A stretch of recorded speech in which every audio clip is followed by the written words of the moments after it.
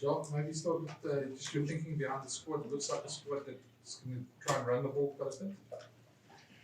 I don't know. I don't know if it's a squad that will run the ball. That will probably be determined by what Argentina gives us in terms of defense. But no, I think, like we've mentioned last week, the key for us is obviously to balance performance and building and getting momentum within the squad on the field, but also balancing that with the fact that we want to get as much or spread as much minutes across the squad that we have as much as possible.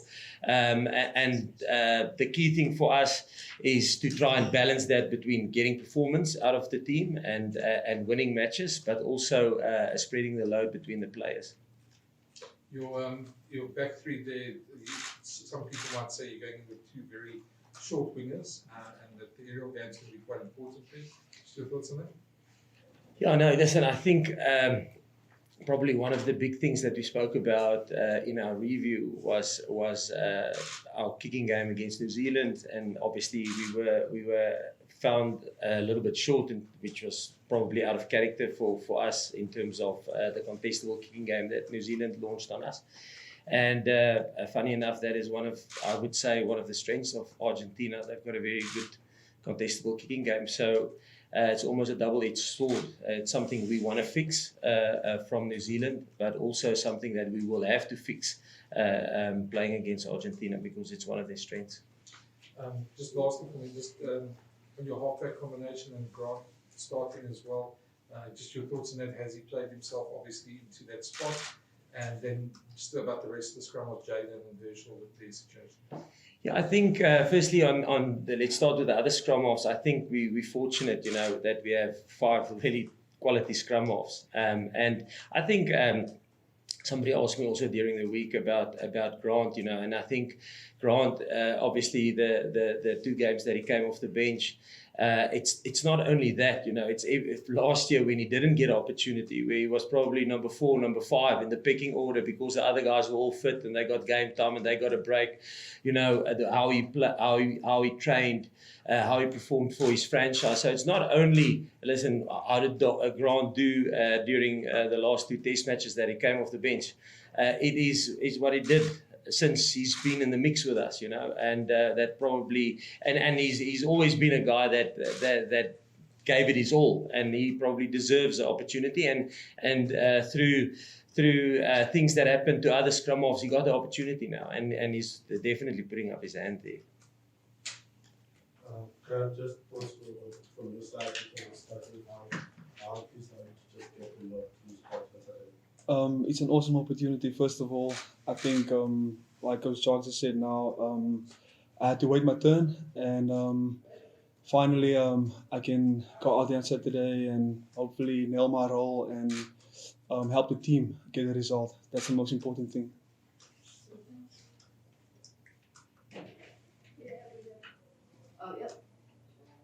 Questions?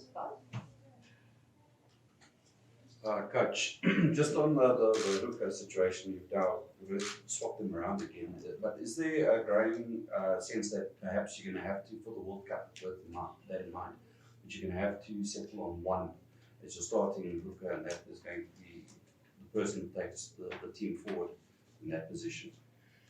No, I think in terms of Luca, other positions, bomb squad, I think obviously if you look at the amount of game minutes that Bongi had, he's probably had a little bit more minutes, test match exposure than Malcolm, obviously, because he was playing in the 2 games. So, and again, it comes back to the thing. I think if we as a group know that defending the World Cup will take a squad effort, and our challenge is to make sure that we spread that load between the squad. We don't want to go in cold against Scotland in that first game of the World Cup, and with 1 or 2 guys having the majority of the match minutes, and then if you pick up an injury or 2, you're bringing a guy in who's cold, who hasn't been part of you. So I think that's the balance that we would like to have. You don't want one guy taking 80% of the minutes and the other guy not getting a lot of opportunity. So we're trying to balance that, and again, sometimes it does come at a bit of a risk, but we believe that the team that we selected for Australia was good enough to beat Australia. We believe that the team that we selected for New Zealand was good enough to beat New Zealand. And I think we knew they're going to be probably a little bit cold going into that game because a lot of them haven't played rugby for a long time. And I thought they got a little bit stronger as the game went on. And now we've got a game, the team that we selected to play against Argentina, we believe is good enough to play against Argentina. That just does also, that brings up the question of Joseph and possibly even Dion. Where do they then fit into that, getting game time? Or Yeah. Where do they fit into that plan? Yeah, no, listen, obviously the guys that haven't had exposure yet, it would be nice to give them a little bit, to give them a go in the next couple of games that we have left, which will be Argentina away and then Wales and New Zealand. It would be great if that can be, but there's a lot of things that will determine that, momentum, form, injuries and stuff like that. Coach, firstly, good afternoon, Grant. Good afternoon. Coach, just take us through Marco Kwacha, the Marco Kwacha selection. Marco started against Australia, played well. Kwacha also had disaster. Just take us through that particular selection conundrum. Yeah, again, and I know it's probably going to sound like a broken record, but again, it's exactly what I said now. If you think, I think Kwacha was one of the guys, I think he probably played rugby 12 weeks before last Saturday. He left Japan with an injury prematurely. So again, it's getting him exposed to rugby, but also Marco. Marco had probably a little bit a game time a little bit longer or deeper into the season than a guy like Kwacha. That's probably the one thing. If you look at Super Rugby, Super Rugby have played up to, let's say, 2 weeks or a week before we started in the Rugby Championship, which is because we play our rugby in the Northern Hemisphere. We actually end, our competitions are finishing the end of May, I think. So there's quite some time before we go into Rugby Championship, and that's what we're trying to explain by saying, listen, we know the players are going to go into the competition a little bit colder because of us applying our trade in the Northern Hemisphere, which is a little bit different than the Southern Hemisphere guys. So I think, and that's the key thing for us, to use these games, yes, to try and get performances, and yes, to win Rugby Championship. And who knows, maybe Australia will do us a favour on the weekend. But yeah, that's the key thing that we're trying to get right. Just to follow up, has the early end of the Japan season either messed up or actually helped the preparation? Because you've now, as you explained on Thursday and explaining today, you've now had to weigh up whether the guys who played in Japan need a bit more game time as compared to the guys who are late into the season. No, they finished the same time as the URC. Their competition finishes exactly the same time as the URC. It's only the top 14 in the Northern Hemisphere that continued later. So the URC Premiership and the Japan League, they all finished at the same time. I think under correction, I think the top 14 went a week or 2 weeks later than those two, than the other competition in the Northern Hemisphere. So no, they finished at exactly the same time. I'm just saying they're finishing prematurely to Super Rugby. Super Rugby carries on up to 2 weeks before the Rugby Championship, which is just the Southern Hemisphere competition.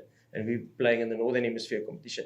Just look, it's got pros and cons. The pros is your players get a little bit of a break of collisions. The cons are they're probably going to be a little bit cold going into a competition. But I think if you look at, I think we got stronger during the game against New Zealand. Same thing happened with us on the end of year tour last year when we went into into Ireland.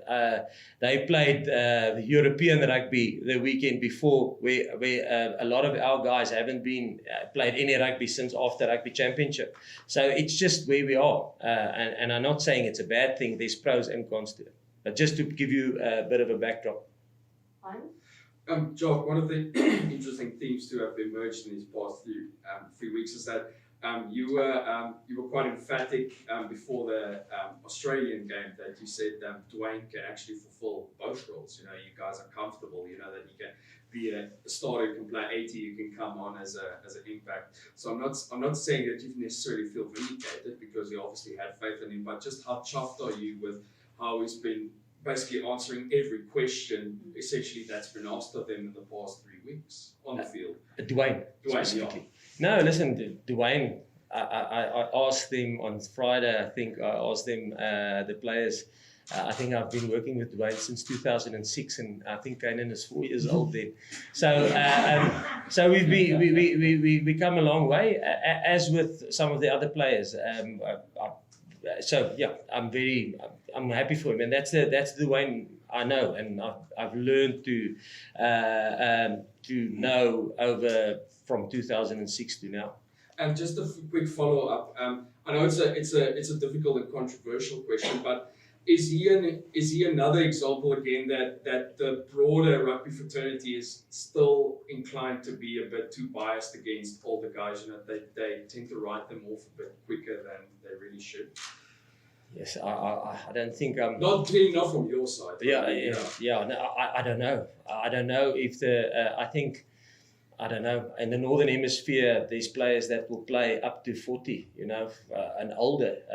I don't know how old Ruan is currently, but I mean, I think it depends. If you look at the professionalism of players now, and how they look after their bodies and how they manage themselves, I think it's different than what it was when I started in Super Rugby in 1999, and I think it's probably the players are more professional now. They look after their bodies, and that's why I think their careers last a little bit longer. You mentioned the first couple of games of the Rugby Championship was 6-1, 5-3. Is that based on this is specific to Argentina, or is it something you also want to inculcate with the players to get them used to? That listen, Rugby World Cup comes along, we've got to be flexible like that. No, 100%. I think going with a 6-2 or 5-3 bench.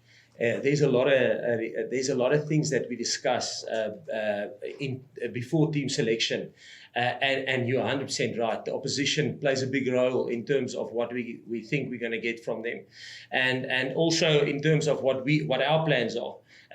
So that and we have to be flexible as a squad. Our plans won't necessarily be the same week in, week out because of the opposition that we face. So and then there's other roles, medical roles. If you sit with a player that maybe carries a little bit of a bump of the previous weekend, and you want to have injury cover for him, you're not 100% sure that he might finish the game, or you doubt something like that, then it might affect your decision. So I'm just using it as an example. It's not just it's team, the opposition we play. It's what we want to achieve as a team. But there's also other external factors that have an influence. Are we going to go 5-3 or 6-2?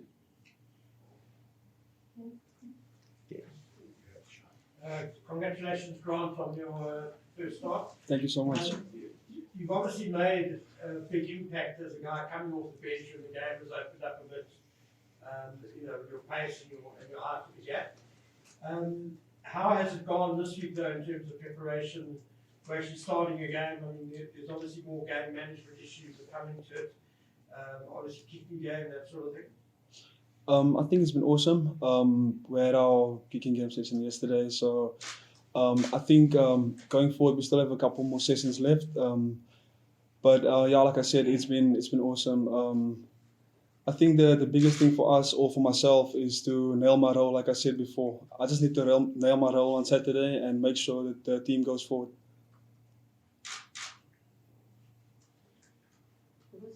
Adding to that, are you confident that there's enough experience around Grant and Monty on Saturday?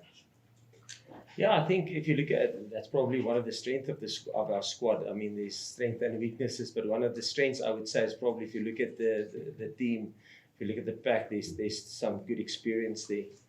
Even with the guys coming off the bench, there's a lot of experience. And again, experience. Yes, I think Grant probably on 3 tests now in his first start. But experience is something that our job is to give him during the week, to give him as much exposure of what he's going to get on Saturday, so that he he's happy and comfortable in the role that he has to fulfill, so that he doesn't have to think about that. He can just bring out his natural given talent and the thing that makes him special.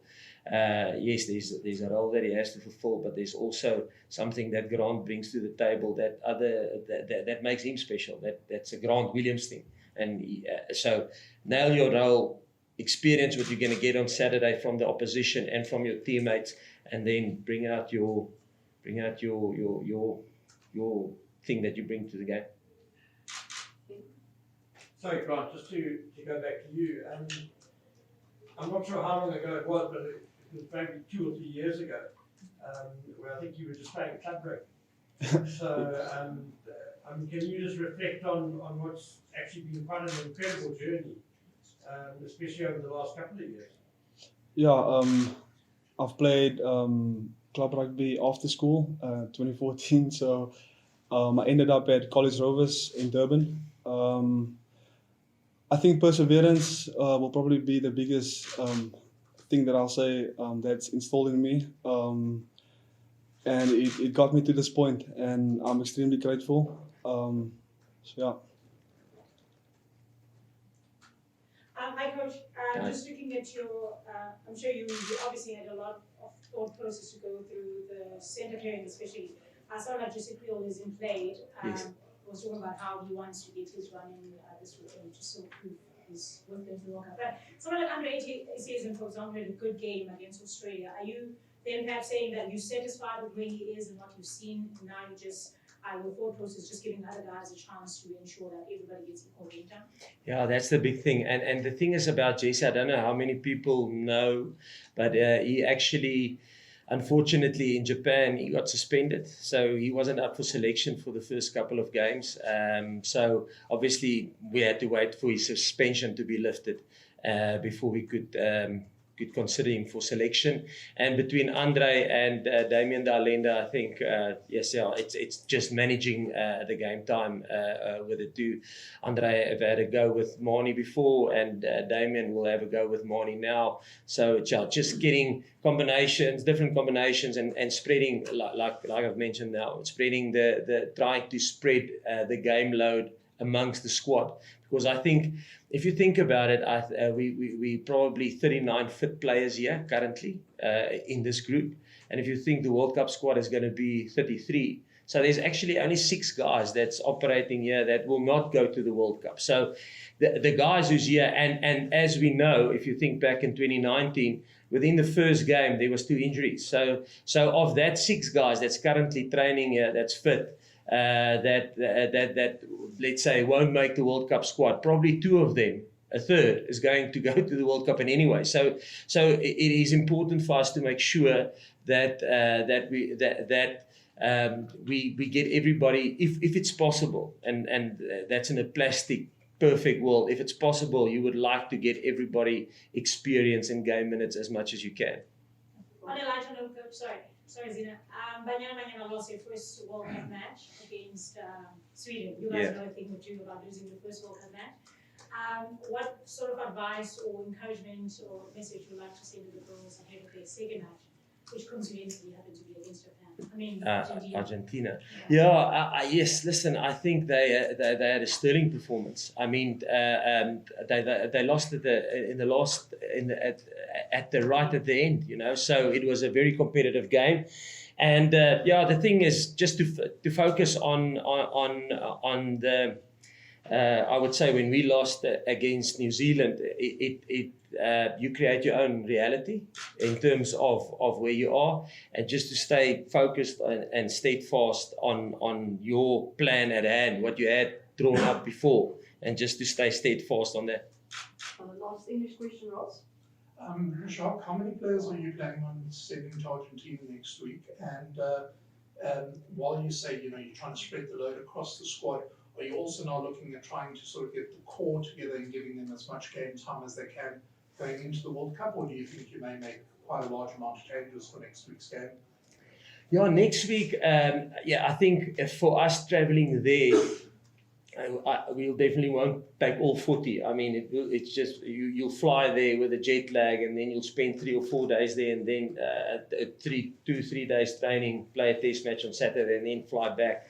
I think we'll probably go with a squad around about 26. 20, obviously 23 players that we will select, and then you'll have to take an extra prop.